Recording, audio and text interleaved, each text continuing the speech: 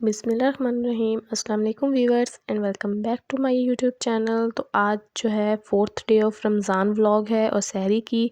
और सहरी के बाद आपको पता है कि 4th डे जो है रमज़ान का जुम्मा था, तो आप सबको जुम्मा मुबारक। फ़जर की नमाज़ अदा की। फ़जर की नमाज़ अदा करने के बाद हम कुछ देर के लिए सो गए थे। सोने के बाद जब उठे तो फिर आपको पता लड़कियों के एज़ यूजुअल काम होते हैं, तो बर्तन जो थे सहरी के टाइम के वो वॉश किए। उसके बाद अपने हेयर में ऑयलिंग की कि चने और बालों को जो है अच्छी तरह से ऑयल कर लेते हैं। उसके बाद ब्रशिंग की और जो बाकी घर के काम थे सफाई वगैरह वो किए। Because you know that as a girl आपका बस फुल लाइफ इज़ काम काम काम, बस यही होता है। तो डेली रूटीन जो होती है उसमें बेसिकली ऐसी चीज़ होती है। फ्राइडे भी था इसलिए जल्दी जल्दी से काम कर रहे थे।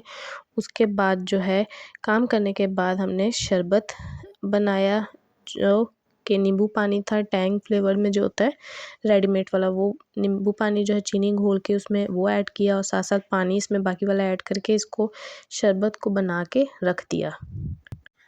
तो जो शरबत है इसको बनाने के बाद ये ज़ोहर की नमाज़ का टाइम हो चुका था, तो ज़ोहर की नमाज़ अदा की। ज़ोहर की नमाज़ अदा करने के बाद थोड़े से कुरान पाक पढ़ा। कुरान पाक पढ़ने के बाद तकरीबन 3 बज चुके थे। 3 बजे के करीब जो है हमने अपने इफ्तारी की प्रिपरेशन स्टार्ट की। आज इतना ऐसा कुछ ज़्यादा करना नहीं था क्योंकि ये कल के चने चाट वगैरह पड़ी हुई थी, तो बस बेसन जो है इसको घोल के रखा कि आज आलू के पकौड़े बना लेंगे। बीच में मैंने हरा धनिया भी ऐड कर दिया क्योंकि मुझे बहुत पसंद है हरा धनिया।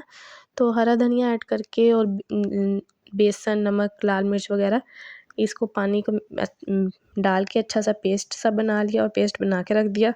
और साथ ही साथ जो है आलू के भी जो है स्लाइस करके आलू को भी रख दिया। तो आप बताइए आप लोग का रोज़ा कैसे गुजर रहे हैं, रमज़ान कैसा गुजर रहा है?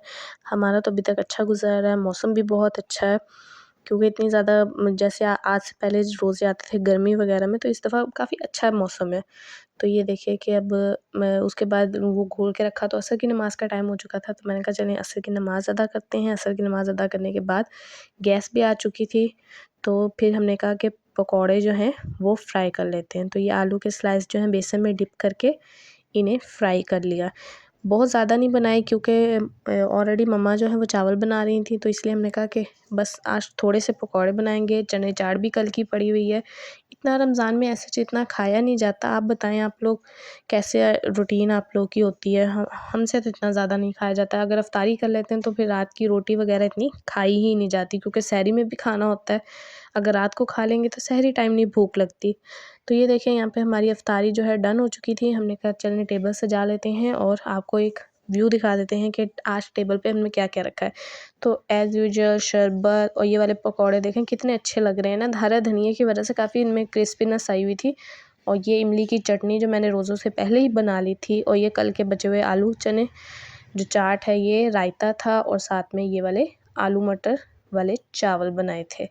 तो ये थी बस आज सिंपल सी थोड़ी सी मज़ेदार सी हेल्दी सी जो है अफ्तारी थी। और ये हमारी अफ्तारी थी। हमने फिर अफ्तारी की, उसके बाद मगरिब की नमाज़ का टाइम हो गया, मगरिब की नमाज़ अदा की और उसके बाद फिर हम कुछ भी नहीं करते, बस लेट जाते हैं, सुकून करते हैं, कुछ टीवी वगैरह देख लेते हैं, मोबाइल यूज़ कर लेते हैं। उसके बाद इशा की नमाज़ का टाइम होता है, इशा की नमाज़ अदा करके भाई मैं तो सो जाती हूँ क्योंकि सहरी में भी उठना होता है, इसलिए इतना ज़्यादा ना नींद भी पूरी होनी ज़रूरी होती है, वरना रोज़ों में अक्सर लोग जो हैं उनकी नींद पूरी नहीं हुई होती। तो बस ये मगरिब की नमाज़ पढ़ के कुछ जो होते हैं वज़ाइफ़ वगैरह वो पढ़ लिए, कुछ कुरान पाक पढ़ लिया और उसके बाद ईशा की नमाज़ तक जागते हैं। ईशा की नमाज़ पढ़ के मैं तो सो जाती हूँ। आप बताइए आपकी रोज़ों में क्या रूटीन होती है? तो ये था आज का मेरा छोटा-सा मिनी सा व्लॉग। आई होप कि आपको ये व्लॉग अच्छा लगा होगा। अगर आपको ये व्लॉग अच्छा लगा है तो चैनल को सब्सक्राइब कीजिए और हमें अपनी दुआओं में याद रखिएगा। अब आपसे इजाज़त चाहते हैं, अपना ख़्याल रखिए, हमें भी दुआ में याद रखिए। अल्लाह हाफ़िज़।